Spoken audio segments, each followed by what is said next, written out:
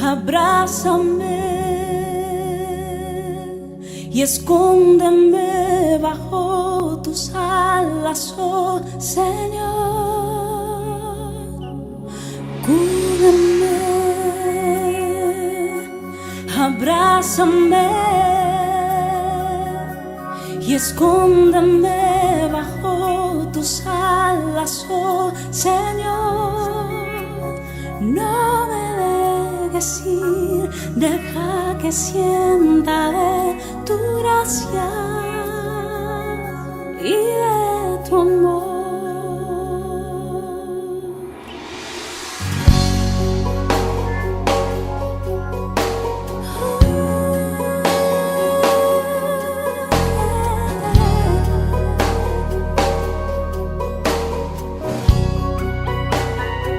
Queridos amigos, buenas tardes. Como cada semana les digo, estamos aquí para dejarte, o intentamos dejarte un mensaje de esperanza, porque así se llama nuestro programa, Sembrando Esperanza.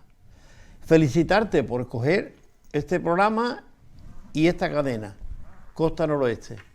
Estamos seguros que algo bueno vas a tomar en esta tarde. Tenemos algo que decirte y creemos que te puede ser positivo para tu vida.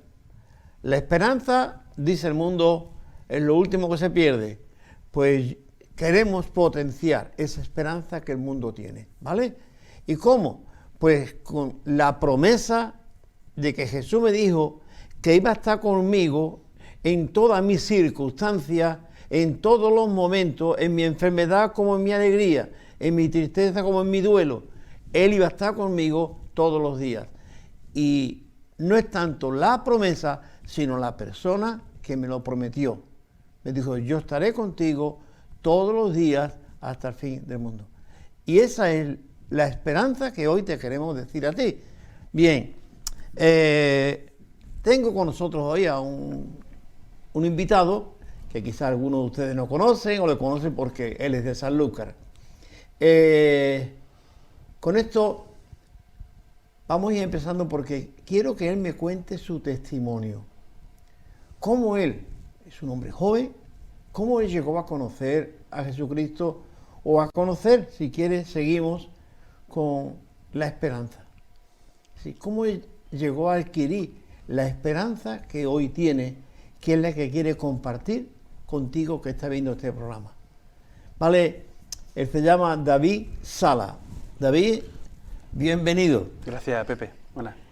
Es una alegría tenerte, es la primera vez que estamos uno delante del otro tratando un tema como este, ¿verdad? Y además en televisión. En televisión, sí. Bueno, creo que la gente puede conocerte, algunos te habrán visto por aquí y por allí, trabajando o andando por la calle, pero lo que queremos es que la gente sepa esa otra vida que tú tienes. No simplemente la de haber estado en la calzada con los coches o haber estado trabajando en algún otro lugar, pero bueno, queremos saber de ahí. Te llama David Sala, ¿qué más? Vidal. Vidal. ¿Tú eres de Sanlúcar? Sanlúcar de Barrameda, sí. Y nacido también aquí en Sanlúcar de Barrameda. ¿Hijo de sanluqueños? Sanluqueño. Vale, de muy pura bien. raza. Bueno, mentira, mi padre, mi difunto padre que falleció, era de Sevilla. anda. Sí, de Sevilla. Mi padre sí era de Sevilla. Mi madre decía de sanluqueña, pero mi padre era de Sevilla. Yo no lo conocía, él falleció cuando yo era muy pequeñito. Sí, ¿no? Sí. Anda. Es curioso, pero por parte de padre tengo sangre Tiene algo de sevillana. Sevilla, ¿no? Sí, sí. No será bético. Lo que pasa es que yo he nacido en Sanlúcar, lo que quiero decir, y me he criado en Sanlúcar, vamos, y sigo viviendo Claro, en Sanlúcar. Tu aire siempre soy de Sanlúcar. En no otra Sanlúcar, cosa. sí. Bueno, estupendo, David. ¿Cómo fue tu niñez? Porque si ya dices que tu padre falleció cuando tú eras muy pequeñito, ¿cómo fue? ¿Hubo una familia con conflictos? ¿Había problemas? La verdad, sí. La verdad, yo me crié en el barrio, la calle Rubiño. Muy famoso ante La calle Rubiño, el Colorado, el pescadito del Colorado y toda la zona esta, ¿verdad? Entonces, en una familia muy humilde. En las casas estas que ya, en la que yo vivía, que ya no existe, se han hecho unos pisos, casa esta famosa de vecinos, con el Muy pozo, grande, de muchos vecinos. con el típico pozo en el medio, con patio. Yo recuerdo que en mi vivienda, por ejemplo, no tenía cuarto de baño, había un váter que era para compartirlo para los demás, nos bañábamos calentando el agua en el típico cubo de hierro, ¿verdad? Y yo recuerdo en ese sentido, después ya con el tiempo, yo cuando ya fui un poquito más mayorcito, nos quedamos nosotros y un par de vecinos más, ya los demás ya se iban yendo, o las casas estaban ya tan deterioradas que tienen que irse a otro sitio, ¿no? Entonces yo vivía con mi madre, evidentemente, con mis hermanos, y realmente conflictivo en el sentido de que mi tío, el hermano por ejemplo, de mi madre, vivía con nosotros, era marinero, era marino pequeño, era muy era bebedor de vino, ¿no? Ya sabes, típico en esos tiempos, la mayoría de los marineros, ya sabéis, ya sabemos, ¿verdad? Después yo tengo una hermana mayor, que sí que es muy jovencita, ella se sacó novio y hizo su vida. Tiene un hermano mayor que ya muy jovencito ya empezó en el mundo de las drogas, que todavía lo tengo, que ahora mismo es dependiente y yo cuido de él, porque él quedó mal. Bueno, eso ya es otra historia también, ¿verdad? Sí, que sí. Hay mucho que hablar, ¿no? Pero sí es verdad que vivir rodeado de eso, el alcohol y las drogas, porque lo veía en mi casa, en ese sentido. Mi madre, la pobre, hacía lo que podía, ciertamente, y en ese sentido empecé a criarme en el barrio, con los amigos y todo esto, y ya la verdad es que la juventud, tuve una juventud más o menos buena, estudié en la Quinta La Paz, llegué hasta octavo, no me hice cargo de escolar, pero llegué hasta octavo, después pasé a FP, a formación profesional, estuve 2 años, pero sí es verdad que a partir de los 15, 16 años ya empecé a tontear ya con las drogas, el alcohol, eso era el día a día en mi vida. La verdad es que desde los prácticamente 16, 17 años hasta, o sea, estoy hablando desde el 94, 95 hasta el 2007, yo tonteé mucho con la droga, en el mundo de la droga, incluso estuve en la cárcel y todo. Yo estuve pagando condena y pagué 2 años de cárcel en el 2000, del 2000 al 2002, por tráfico de estupefacientes, y siempre estuve metido en ese mundo. Si no era un poco más a mejor no tan profundamente, tan visual como le pasaba a la gente que tuve enganchada por la calle, pero sí estaba siempre tonteando con las drogas y todo esto. Ya al final me metí bastante a fondo, perdí un poco los papeles en ese sentido. Nunca estuve tirado en la calle, ni fui una persona así de mal ver, en ese sentido, ¿no? Sí, sí. Pero sí estuve metido en ese mundo. Yo no veía la vida donde no hubiera droga, alcohol y fiesta, ¿no? No le encontraba sentido de mi mentalidad, como a muchos jóvenes, a mucha gente le pasa hoy en día, estaba metida ahí, en ese sentido. Yo no veía otra cosa, no lo veía sentido en otra forma de vida, ¿no? Pero llegó un momento en que... ¿sí? Yo tenía una pregunta, y te pregunto antes eso de la niñez. ¿Por qué razón? Porque mucha gente joven que está enganchado en alguna cosa o tiene otros conflictos que no tienen por qué ser, no tiene por qué ser la droga, ni la droga ni el alcohol, otros conflictos. Es que dicen, es que tú no me has conocido a mí o tú no sabes lo que yo he pasado en la vida, y entonces como queriendo justificar su actitud presente o su vida presente por lo que de alguna manera sus padres o el entorno le enseñó o le llevó, ¿no? Entonces, claro, habiéndome dicho tú esto, que fue tu entorno de alguna manera con tu padre, sí. Bueno, pero tu padre tú no lo conociste, no, prácticamente. Pero bueno, estaba ahí la reliquia de haber sido un hombre bebedor. Y luego tu hermano, entonces, esto de alguna manera... O sea, yo tenía 2 hermanos, uno falleció en un accidente de moto, los 2 estaban... Sí, uno falleció, cogido, ¿no? Falleció joven, con 16 años, falleció en un accidente de moto. El otro mayor es que sí está vivo. Quiere decir que realmente esto no condiciona, pero sí que prepara el ambiente, porque tú lo veías de alguna manera, somos tan ingenuos que a veces nos creemos que viven el elixir de la vida. Y cuando nos damos cuenta, pues estamos también queriendo vivir en esa burbuja que ellos viven, ¿no? Con 17, 18 años o 19, ¿con qué edad tú? ¿O fue en prisión? ¿Cómo fue que tú llegaste al conocimiento del Evangelio, David? ¿Cómo llegué al conocimiento del Evangelio? Pues fue en el 2007, ¿vale? Mi madre llegó y me dice, ya se había dado cuenta que yo estaba bastante enganchado, y dice, ¿tú querías un centro? Me acuerdo perfectamente de ese día, evidentemente, Claro. porque yo salí de la droga y nunca he caído más, gracias a Dios, hasta ahora. Amén. Y vamos, ni he tenido ni pensamiento, bueno, ahora te cuento, ¿no? Porque la verdad es que fui liberado en ese sentido de ese vicio y de todo ese mundo, ¿no? Había personas que han salido y han caído, ¿no? Sí, Yo te sí. puedo decir a día de hoy que yo salí en el 2007 y hoy día, 2023, con 45 años, no he vuelto a caer en nada de eso, ¿no? La verdad es que yo, bueno, tuve un encuentro personal con Jesús y eso realmente a mí, yo sé que, y sigo diciéndolo, cambió mi vida totalmente. ¿Y fue en la cárcel? ¿Fuera de la cárcel? No, en la cárcel ¿Cómo no fue en un centro. En la cárcel fue antes. Yo era joven cuando entré en la cárcel, entré hace 20 años, hace 23 años. Tenía yo 22 años, 21 años cuando entré. Ujú. Eso fueron otra historia. Después, cuando ya salí de allí, es verdad que mi vida fue todavía, porque más cuesta abajo en ese sentido, ¿no? La verdad. No espabilé, no escarmenté, como no escarmenté, no. Porque no era mi tiempo, entiendo yo, en el Señor. Después, cuando tú tienes una relación con Dios mucho tiempo, te vas empezando a comprender cosas. Yo por lo menos así lo voy comprendiendo en mi vida, ¿no? No era el tiempo, el Dios sabe hacer las cosas, entiendo yo, y fue así. Y como te digo, mi mamá me dijo, ¿tú querías un centro? Me recuerdo perfectamente. Y estaba yo en ese momento, ese día, hasta arriba de todo, y yo sí.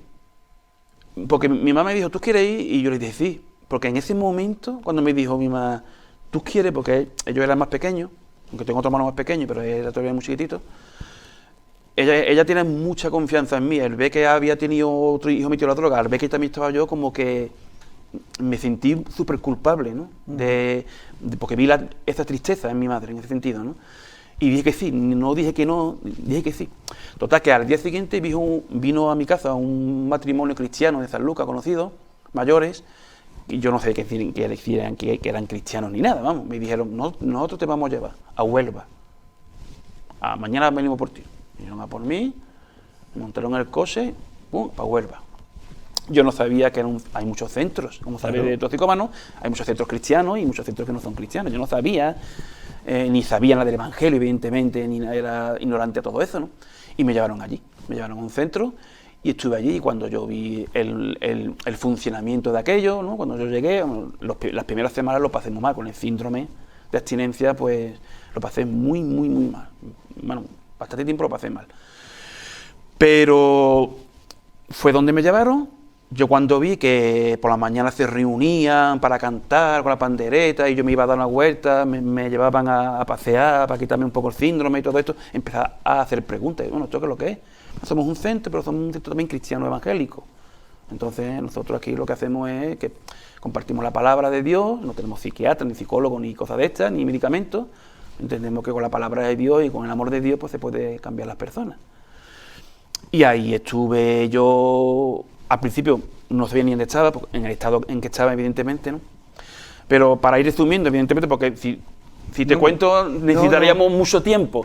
Pero recuerdo que yo ya empecé a ir a las reuniones de los domingos, cuando yo estaba un poquito mejor, habían pasado 15 o 20 días o 25 días, pues me empezaban a llevar a las reuniones de los domingos. Allí se reunían pues, más de 100 personas. Y yo nunca había estado en un culto evangélico ni nada de esto. Además, yo no era creyente ni quería saber nada de las religiones. Era una persona totalmente atea. Totalmente. Estaba incluso en contra de todo esto, ¿no? Yo iba porque, bueno, era gratis aquello. Ellos me dicen que tiene que ir allí porque era un centro cristiano, simplemente por respeto. Yo me sentaba allí, yo escuchaba, cantaba la alabanza a todo el mundo, predicaba y después nos íbamos a comer. Y fue un día. Pepe, es lo que te puedo decir, porque es lo que pasó realmente en mi vida y ya hace tiempo que no hablaba yo de mi conversión, evidentemente. Ahora estoy, como tú sabes, de pastor y lo que hago es enseñar más y lo que hago más un poco pastorear, ¿no? Pero hoy cuando tú me invitaste, he estado meditando también un poco y me ha venido muchos recuerdos porque es que aunque han pasado 15 años, que no son muchos, está un poco en la retina de mi vida, ¿no? Sí, Porque ya sí. mi vida ha cambiado mucho en ese sentido, ¿no? Como yo era antes. Entonces fue una reunión y fue la palabra de Dios. Es lo que yo puedo decir. La palabra de Dios es lo que a mí, de alguna manera, en ese momento te puedo decir que yo no entendía lo que me pasaba. Fue en un culto, predicando allí el director, me acuerdo yo de Félix, me acuerdo perfectamente, después cogí mucha confianza, mucha amistad con él, que es uno de los directores de Centro Reto. En ese tiempo estaba en Huelva, ahora creo que está en Barcelona, siempre lo estaban cambiando de casa, bueno, muy conocido en Reto, de muchos años. Félix, es de Madrid. Y me acuerdo que él compartió la palabra. Y yo, las reuniones antes, recuerdo algo que decían, pero no se me quedaba nada, no se daba mucha cuenta, ¿no? Pero ese día, compartiendo de la palabra, hablaba de Saulo de Tarso, de la conversión de Saulo de Tarso. Lo que somos cristianos y leemos la Biblia, pues es un personaje muy conocido porque después fue el apóstol Pablo, evidentemente, que ha escrito la mayoría de las cartas, ¿verdad? Pero en el libro de Hechos, él predicaba sobre la conversión de Saulo. Yo no en ese día, porque si yo te lo explico desde la perspectiva de ahora, yo comprendo muchas cosas, pero yo intento explicarte desde la perspectiva de ese momento, que yo nunca había escuchado la palabra de Dios.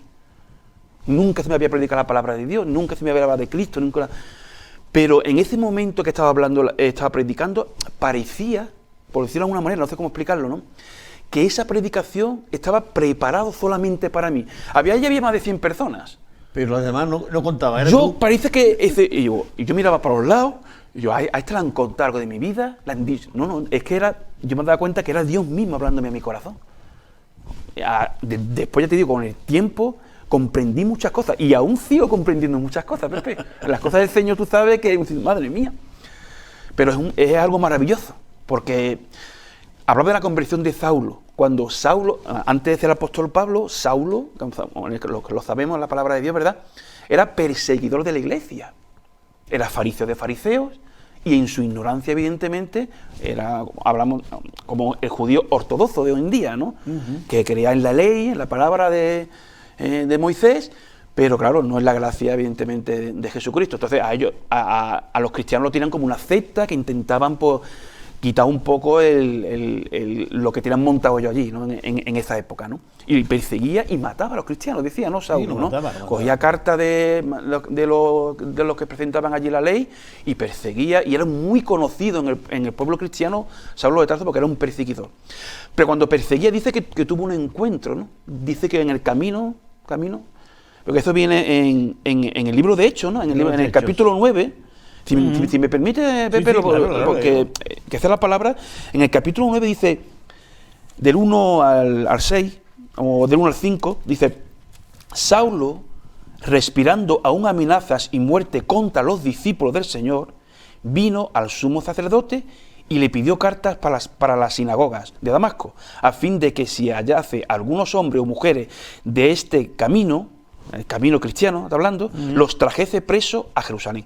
Mas yendo por el camino, aconteció que al llegar cerca de Damasco, repentinamente le rodeó un resplandor de luz del cielo, y cayendo en tierra oyó una voz que le decía: Saulo, Saulo, ¿por qué me persigues? Pepe, yo tengo este versículo en mi vida ya hasta que me vaya con el Señor. Saulo, Saulo, ¿por qué me persigues? Y yo escuchaba: David, ¿por qué me persigues? Y dice en el 5, que me encanta este versículo, él dijo: ¿quién eres, Señor? Y le dijo: yo soy Jesús, a quien tú persigues. Dura cosa te es dar coces contra el aguijón. O sea, ¿por qué te haces daño a ti mismo? Y eso se me quedó dentro de mi corazón. David, ¿por qué me persigues? David, ¿por qué estás en contra mía? David, ¿por qué no me sigas a mí? ¿No ves que te haces daño a ti mismo? Me di cuenta que toda mi vida me estaba haciendo daño a mí mismo.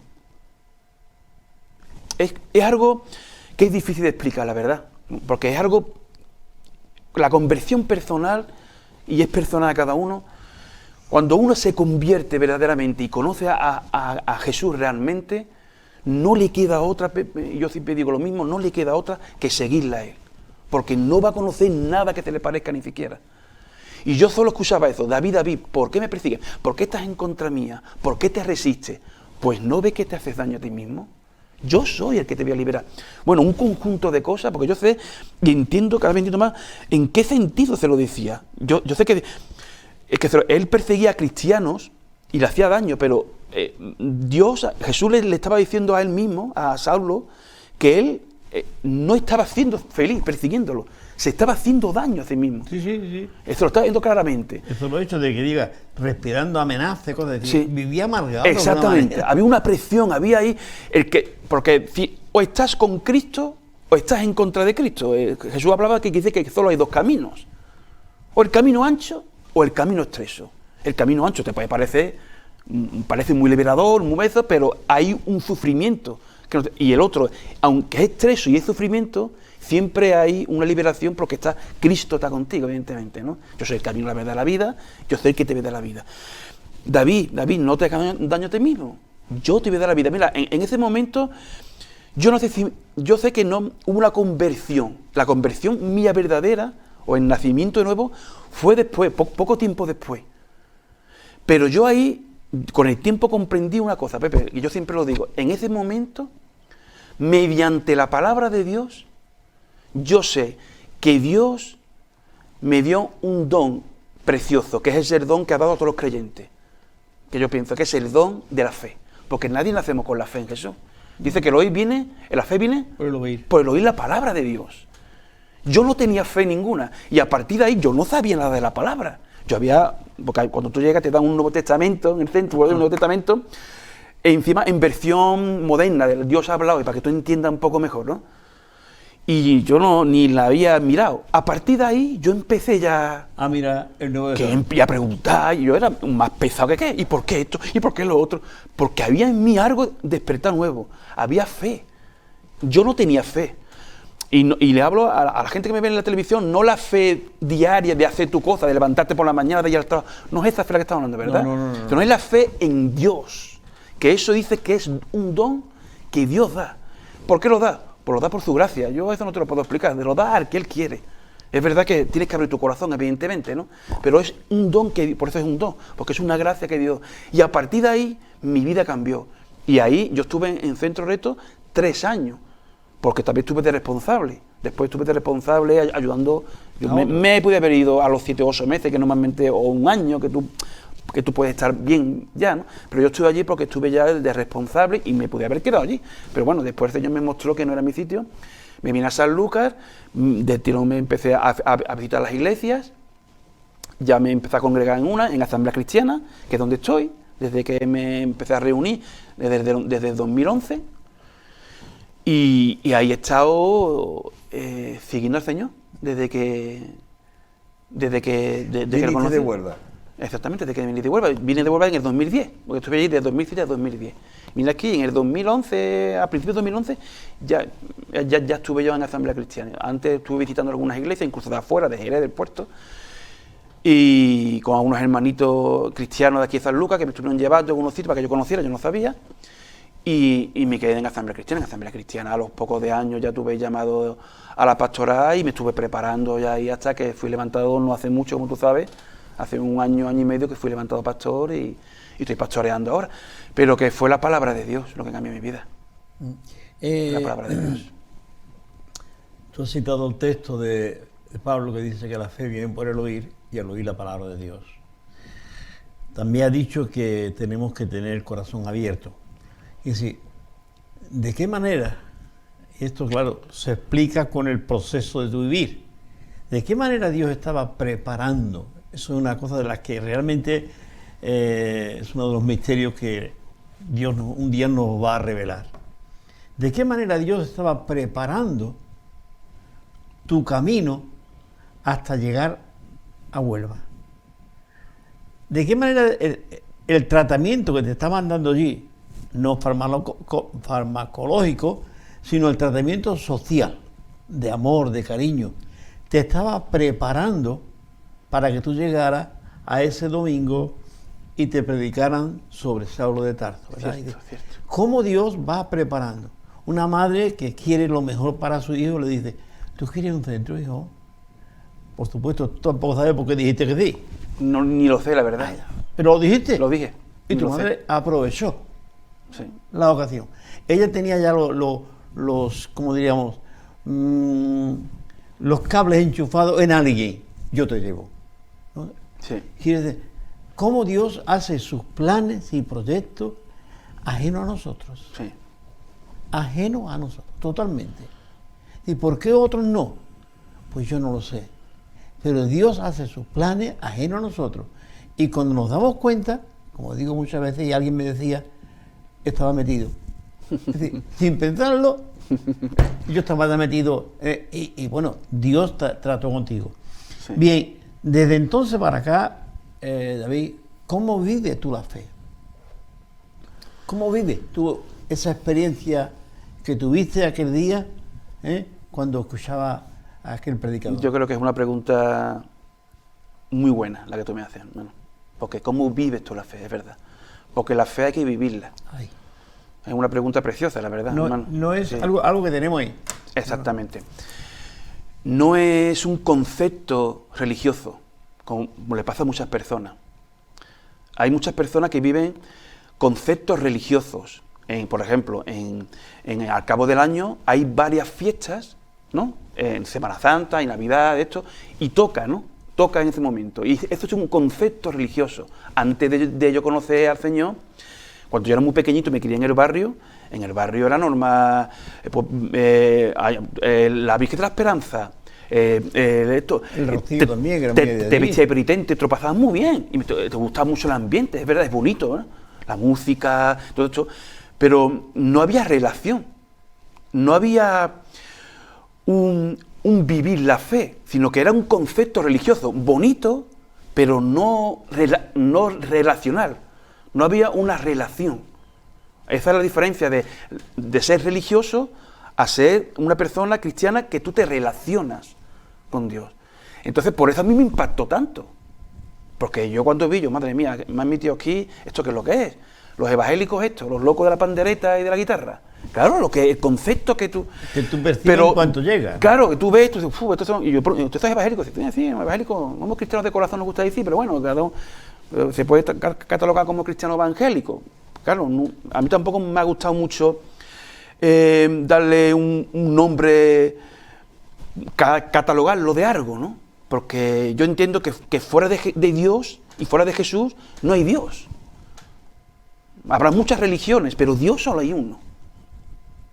Dice la palabra, evidentemente. Sí, sí, sí. Entonces, es lo que tú dices, es vivir la fe. Es una relación, ¿cómo es diariamente? Desde que te acuestas y desde que te levantas hasta que te acuestas. Y es verdad, una de las cosas, como tú dices, de vivir la fe, una de las cosas más difíciles, pero más importantes del cristiano, es saber descansar en Dios. Pues muchas veces decimos, hay que descansar en Dios, en lo que tú has dicho, en las promesas de Dios, en que Dios está al control de todo. Que yo no soy el que manejo a Dios, sino que es Dios en mí. El que vive, como maneja a mí. como decía el apóstol Pablo, dice, ya no soy yo, Cristo vive en mí. Y él daba por basura todo lo que sabía, que él era un hombre de letra y muy respetado en el mundo judío, pero dice que él daba todo eso por basura por hacerse de Cristo. No quería nada de su vida pasada, quería aprender de Cristo, seguir a Cristo. Y así es como yo vivo. Yo sigo aprendiendo de Cristo. Y yo sigo, y aunque soy pastor y tengo una responsabilidad en la iglesia mía local de Asamblea Cristiana, aquí en San Lucas, yo sigo aprendiendo. Yo siempre lo digo en la iglesia, yo soy uno más aquí con vosotros. Es verdad que yo tengo una responsabilidad ante Dios, evidentemente. Pero yo soy una oveja más de Él. Yo sigo aprendiendo cada día más y necesito aprender cada día más. Porque es difícil, cada vez, dado como va el mundo, lo rápido que va, cada vez es más difícil descansar en Dios, confiar en Dios. Estamos viendo, ¿no?, que la problemática en las iglesias, que la gente está dando la cara a la espalda a la fe, porque la maldad está muy avanzada en ese sentido. Vivir la fe es, como te he dicho bien, David, un diario. Diario. Diariamente es vivir en esa fe, levantarte sabiendo que Dios está ahí, como tú antes de poner los pies en el suelo, sí, dice, bueno, aquí está el Señor, y bueno, y el Señor te dice, David, aquí estoy para ayudarte, es su promesa. Cuando hay momentos que nos llegan a todos, a creyentes y no creyentes, no importando la religión que tengamos, ni mucho menos, cuando hay momentos de crisis y malos, Me decía antes, bueno, que está esperando algunos trabajitos. Esto se puede alargar, como la alarga cualquiera, porque no somos diferentes a nadie, ¿no? Sí. Y por ser, ser cristianos tenemos pues, la varita mágica para que me den un trabajo. Cuando esto se alarga, ¿cómo se vive la fe en momentos de crisis? Somos personas igualmente, igual que, es que yo muchas veces cuando la gente visita la iglesia, que no son cristianos, no conocen, o que van a visitar, los invita, todo esto, no vaya a un sitio donde va a ver a personas especiales, entre comillas, quiero decir, somos personas iguales que otras personas, lo que pasa es que somos personas que confiamos en Cristo, confiamos en el Señor, pero las problemáticas son las mismas, te puede venir un cuadro de ansiedad, te puedes poner malo, te puedes tener, claro que sí. Evidentemente. Es más, Dios nunca nos dijo que nunca íbamos a tener problemas. Al revés. Tendréis problemas. Dijo, tenéis aflicción, pero confiar. Yo he vencido al mundo. Jesús no se andaba por las ramas.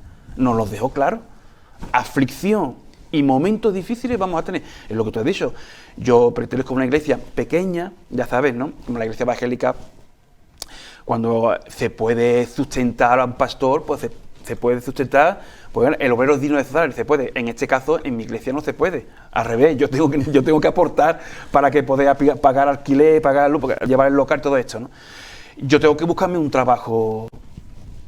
Yo trabajo en la construcción, ahora mismo estoy en paro. Como tú dices, estuve incluso hasta 3 años de Bobby, hace años atrás.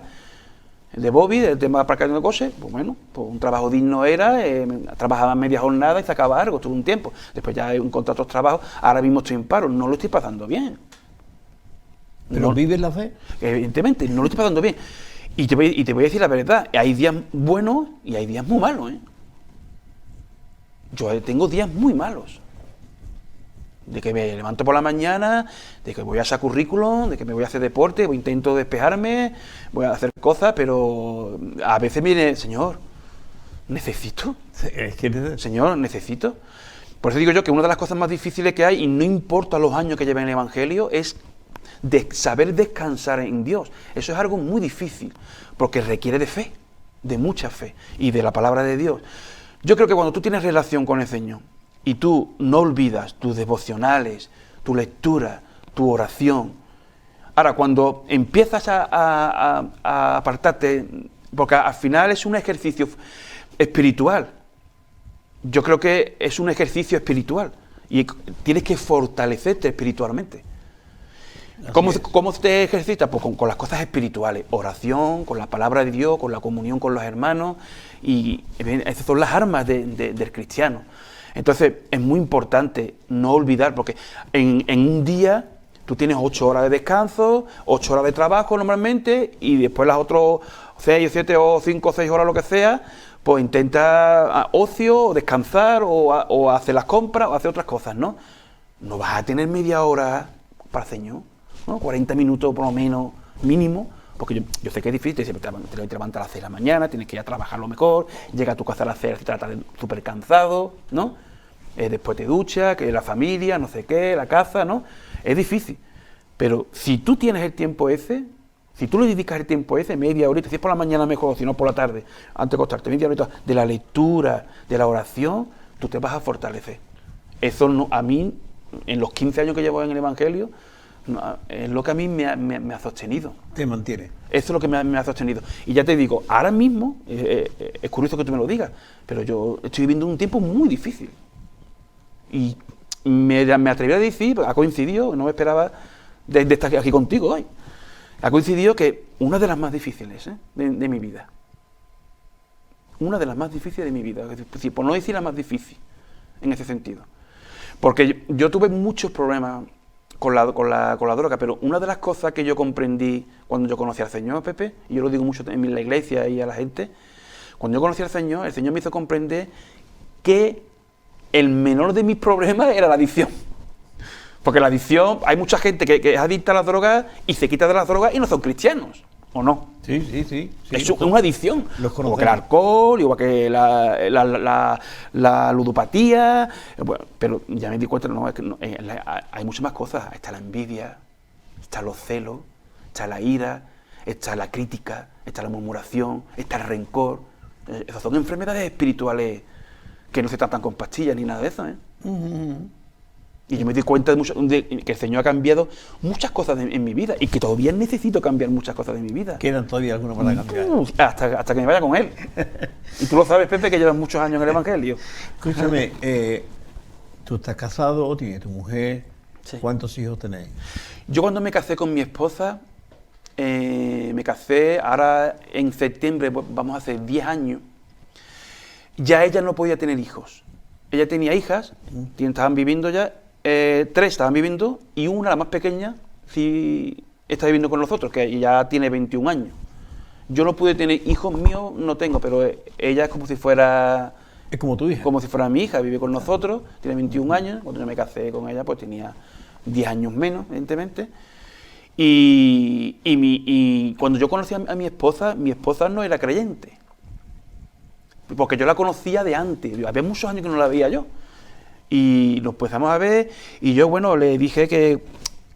Porque yo entonces trabajaba yo de comercial de la luz, y entonces yendo por las casas y yo, mira, la facturación de la luz. Y, ¿te la encontraste? María Fernanda, esto, lo otro, ¿cuánto?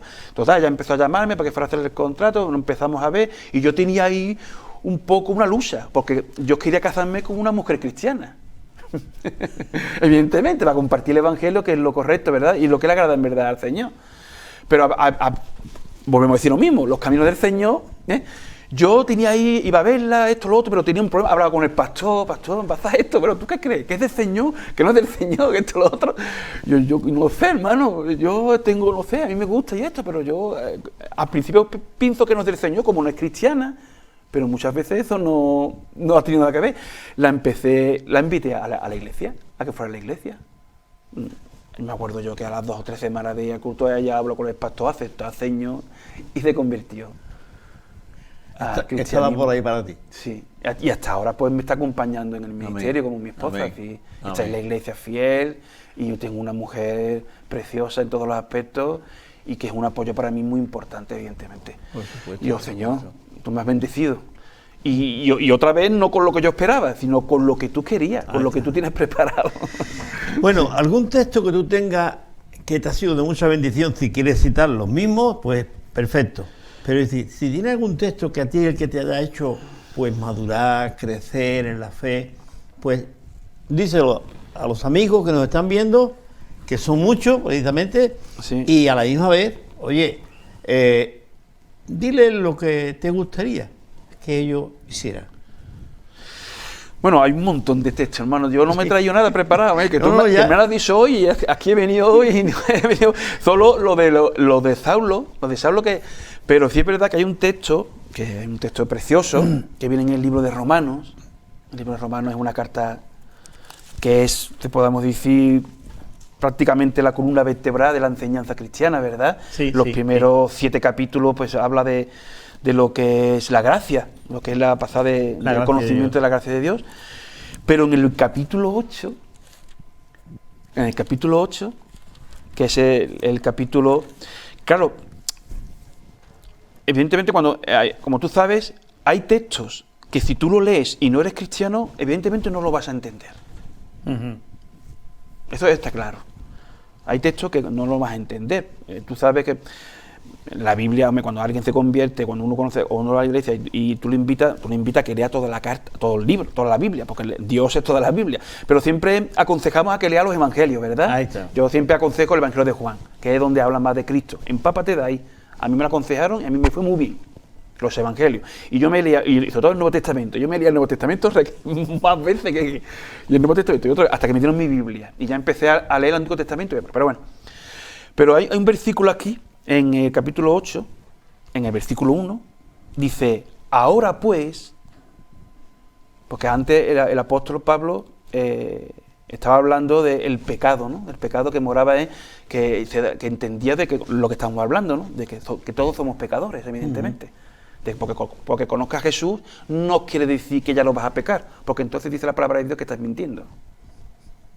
No hay... Perfecto. En ese todos somos pecadores, evidentemente.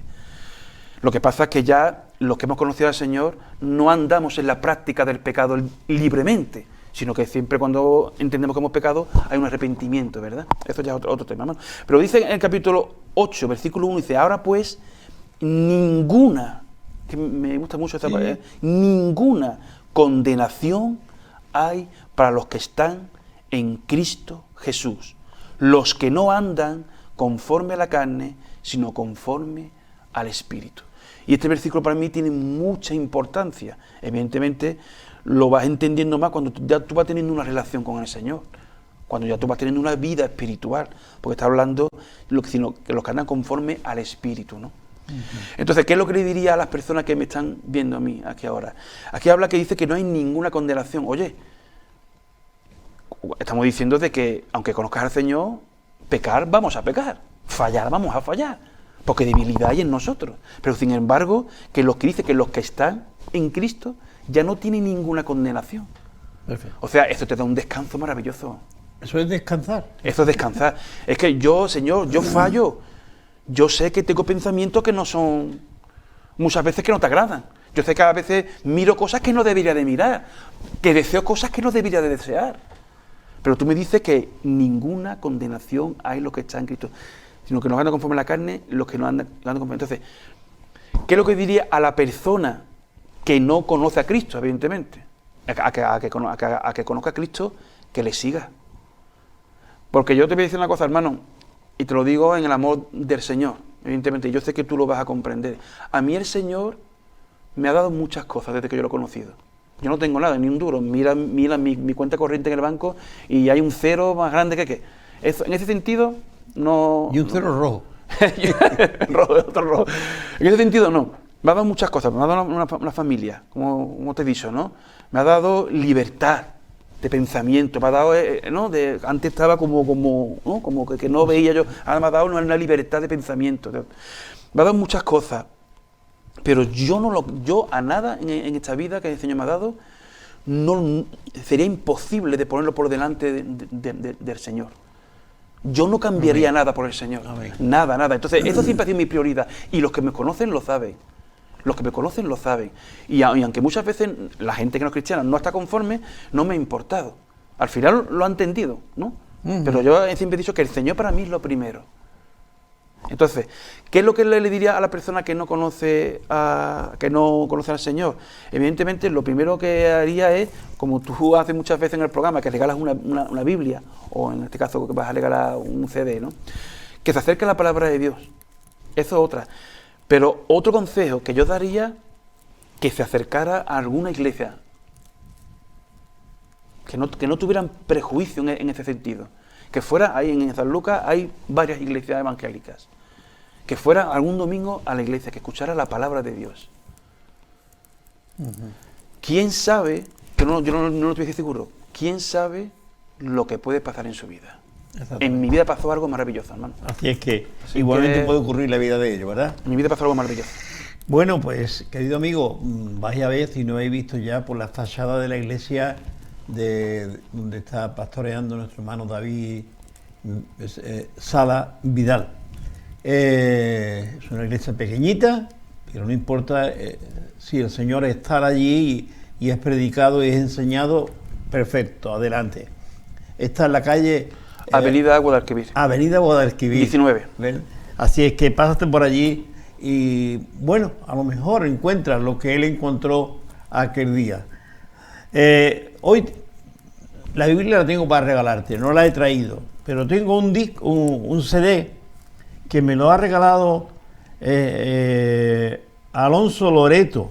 Este es un hermano jerezano, flamenco, y canta muchas cosas y muy bonitas. Él se hizo este CD con el fin de regalarlo a las personas y también ayudar a la obra de los que están así trabajando en prisiones. Con esto te quiero decir, yo te lo regalo a ti. Llámame y te lo regalo, junto con la Biblia, o algún otro libro que ya he anunciado. Pues sin más, el tiempo se nos va y tenemos que cortar aquí.